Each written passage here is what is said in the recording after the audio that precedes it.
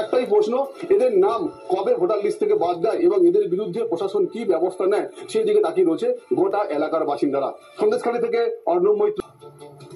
আর সন্দেশখালীতে একাধিক অনুপ্রবেশকারী হদিশ শাহজাহানের সৌজন্যে বহাল তবিয়তে বসবাস।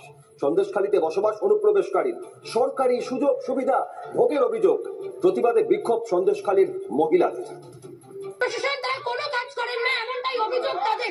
দিনের পর দিন পুলিশের নাকের ডগায় এই সন্দেশখালীতে পুরোপুরি ভাবে কিন্তু একেবারে বাংলাদেশি হিজরিজ করছে, বাংলাদেশি পাড়া হয়ে গিয়েছে। এই মুহূর্তে তারা স্লোগান দিচ্ছেন, সেই ছবি সরাসরি রিপাবলিক বাংলায় দেখাচ্ছি। টাকা দিয়ে ওরা আই কার্ড, আধার কার্ড ওরা পেয়েছে, আবার লক্ষ্মী ভান্ডার পাচ্ছে, যাবতীয় সরকারি সমস্ত ঘর সুযোগ সুবিধা সমস্ত কিছু পাচ্ছে। এর জন্য মমতা দিয়েই দায়, উনি জানে সব এসব করেছে মমতা দি। কিসের কারণে কি মনে হয় সবটাই কি ভোটের জন্য, ভোট ব্যাংক, ভোটে জেতার থাকার জন্য, এই ভোট নিয়ে থাকার জন্য, ভোটে জেতার জন্য উনি এইসব ভোট ব্যাংক ছাড়া মমতা ব্যানার্জি আর কিছু নয়, দুর্নীতি চোর ছাড়া আর কিছু নয়। তৃণমূল সরকারটা বর্তমানে যা কিছু দেখছেন সবই দুর্নীতির সঙ্গে যুক্ত। শেখ সাদিনের অনুগামী বাংলাদেশিরা গীত গীত করছে, গীত গান আমাদের ইন্ডিয়ানকে লাঠি মেরে তাড়িয়ে দিয়েছে ওই মাননীয় মুখ্যমন্ত্রী, ওকে ধরে হাজতে পুরো হোক। অনুপ্রবেশ প্রসঙ্গে ফের নাম উঠে এলো সন্দেশখালী ও শেখ শাহজাহানের। জলপথে ঘেরা সন্দেশখালী, আর সেই জলপথই হয়ে উঠেছিল অনুপ্রবেশকারীদের প্রধান হাতিয়ার।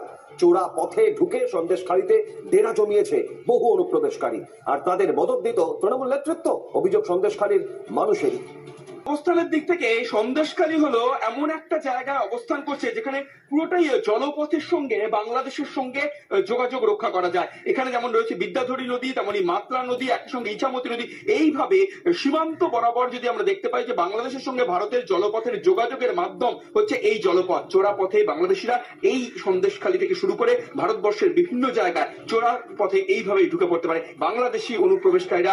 সন্দেশখালী সহ ভারতবর্ষের বা বাংলার পশ্চিমবঙ্গের বিভিন্ন প্রান্তরে তারা ছড়িয়ে পড়ছে, এই জলপথকে তারা ব্যবহার করছে। বাংলাদেশ থেকে যারা যারা আসছে এখানে অনেক জায়গা জমি ঘর বাড়ি এটা সেটা যে কিনে নিয়ে করে নিচ্ছে। বাংলাদেশিদের জন্য আপনারা আতঙ্কে আছেন? আছি তো বটেই। না, আমরা এখানকার যারা অরিজিনালি এখানকার বাসিন্দা, আমরা অনেকেই সুযোগ সুবিধা লক্ষ্মীর ভান্ডার থেকে শুরু করে প্রধানমন্ত্রী উজ্জ্বলা যোজনা থেকে শুরু করে অনেক কিছুই তারা পায় না, অথচ দেখা যাচ্ছে বাংলাদেশ থেকে তারা এসে তারা সমস্ত রকম সুবিধাগুলো তারা ভোগ করছে। এখন যেরকম যে পার্টি রয়েছে তৃণমূলরা তারা তাদেরকে সেই সুযোগ সুবিধাগুলো করে দিচ্ছে। ভিডিও জার্নালিস্ট রজনীকান্ত বেরার সঙ্গে সুখেন্দু সরকার, রিপাবলিক বাংলা, সন্দেশখালী।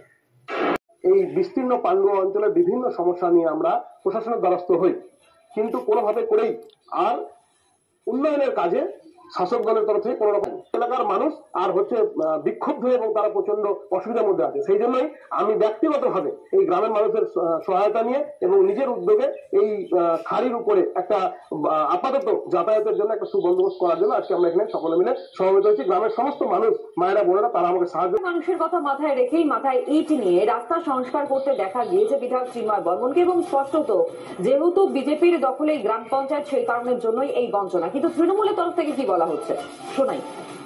ব্লকের যে বিধায়ক যিনি আছেন ওনার একটা নাটকের মঞ্চস্থ করার কথা শুনলাম।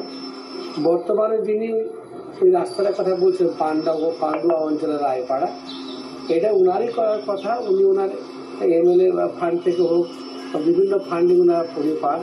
তো তথা পান্ডুয়া অঞ্চলটা কিন্তু বিজেপির দখলে, উনি নিজেই বিজেপির এমএলএ, সেটা উনি বলছেন না, উনি বলছেন নিজস্ব তহবিল থেকে। যাই হোক, ওনার মনে মতিভ্রম হয়েছে।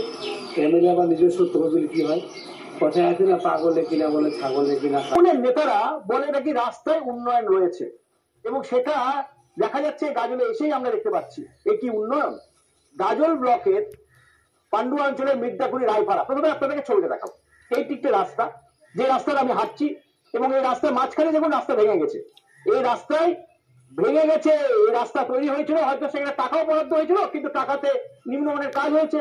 এবং এটি একটি খাড়ি যেখানে রীতিমতো সমস্যায় পড়ে এখানে 6টি গ্রাম, এই যে মির্জাপুরি রায়পাড়া সহ 6টি গ্রামের মানুষ আজকে এই সমস্যার মুখে পড়েছে। বিজেপির গ্রাম পঞ্চায়েত, ফলে বিজেপির গ্রাম পঞ্চায়েতে শাসক দলের যেটা অভিযোগ এখানকার গ্রামবাসীরা করছেন, বিধায়ক করছেন, যে বারবার করে বলা সত্ত্বেও কোনো কাজ হয় না। গাজলের যিনি এমএলএ চিন্ময় দেব বর্মন, তিনি আজকে নিজেরাই নিজেদের উদ্যোগে আজকে এইভাবেই তিনি কাজে নেমেছেন। গাজলের বিধায়ক, বিজেপি বিধায়ক চিন্ময় দেব বর্মন আজকে তিনি তার ব্যক্তিগত উদ্যোগে তিনি আজকে নিজে এইভাবে আজকে রাস্তার এই খাড়ির কাজে নিজের সংস্কারের জন্য নিজের উদ্যোগে নিজের ব্যক্তিগত ভাবে তিনি আজকে এই কাজে নেমেছেন এবং নিজেই ইট মাথায় তুলে নিয়ে সে ইট কিন্তু ফেলছেন।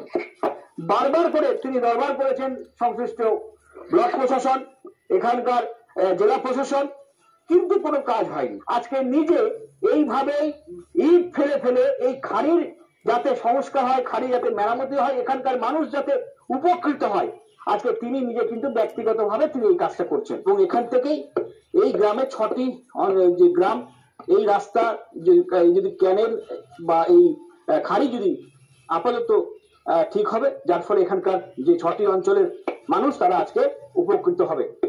কথা বলতে পারেন না, কথা বন্ধ হয়ে গেছে হঠাৎ করে। ভোট দিয়েছিলেন? না, ওটা কোনো কাগজপত্র নাই। কোনো কাগজপত্র বানিয়েছিলেন এখান থেকে? না, কিছু বানাইনি। 1 বছর আগে এসেছে, কাগজপত্র কি করে হবে? এখন চলে যাচ্ছে? হ্যাঁ, এখন চলে যাচ্ছে। চুপ করে গেলেন কেন? কাগজ ছিল? স্বাভাবিকভাবে মুখে কুলুপ এঁটেছেন।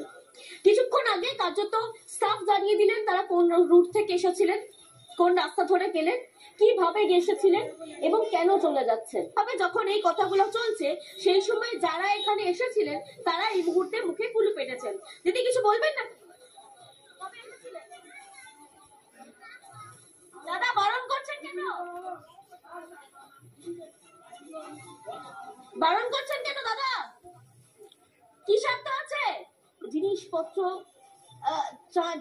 চাই নিয়ে তারা লোটা কম্বল নিয়ে কার্যত এই মুহূর্তে অপেক্ষা করছে এবং বর্ডার ক্রস করার জন্য, চেকপোস্ট ক্রস করার জন্য তারা নিজেদের যে আইডি কার্ড রয়েছে সেগুলো দেখাবেন, দেখিয়ে এখান থেকে এবার ধীরে ধীরে বার হয়ে যাবেন। এবং শুধুমাত্র তাই নয়, প্রত্যেকদিন নিজের স্বরূপনগরের চেকপোস্ট, সেই চেকপোস্টে প্রত্যেক দিন ভিড় হচ্ছে। ক্যামেরা অমিতের সঙ্গে পিঙ্কি অধিকারী, রিপাবলিক বাংলা। তারা ফেরত যাওয়ার জন্য চেষ্টা করছে আর তারা ব্যাগপত্র অর্থাৎ লোটা কম্বল নিয়ে অপেক্ষা করছে কিভাবে চোরাগুপ্তা পথে আবারও বাংলাদেশে ফিরতে পারে। শুধু একাত্র জায়গা নয়, যখন এই ছবিটা সামনে আসছে তখন প্রশ্ন উঠছে এতদিন বছরের পর বছর তারা কোথায় ছিল। তারা ছিল একাধিক জায়গাতে, কেউ কলকাতা, কেউ জোলায় ছড়িয়ে পড়েছিল। তার মধ্যে অন্যতম জায়গা হচ্ছে 8 ঘোড়া বস্তি। সে আর আবহে ফাঁকা হতে শুরু করেছে একের পর এক বস্তি এলাকা। বাংলাদেশে অনুপ্রবেশকারীরা বস্তি ছেড়ে পালাতে শুরু করেছে। একসঙ্গে দুটো ছবি দেখাচ্ছি দেখুন। এই সমস্ত বস্তিতে তারা এতদিন ঘাঁটি গেড়ে বসেছিল আর সেই বস্তিগুলো ফাঁকা হচ্ছে কি জন্য না এসআইআর শুরু হয়েছে। নির্বাচন কমিশন স্পষ্ট জানিয়ে দিয়েছে প্রয়োজনীয় নথি ছাড়া এসআইআর এ কারোর নাম হবে না। অর্থাৎ তারপরেই যেন ভয় পেয়ে লোটা কম্বল গুটি এবার কোথায় না বাংলাদেশের যে সমস্ত সীমান্তবর্তী এলাকা, ভারত বাংলাদেশের সীমান্তবর্তী এলাকায় তারা ভিড় করেছেন। হাকিমপাড়া চেকপোস্টের ছবি দেখাচ্ছিলাম, কেননা একইভাবে যেভাবে দালালের মাধ্যমে এসেছিল ঠিক চোরাগুপ্তা পথে আবারও বাংলাদেশে ফেরত যাওয়ার মরিয়া চেষ্টা।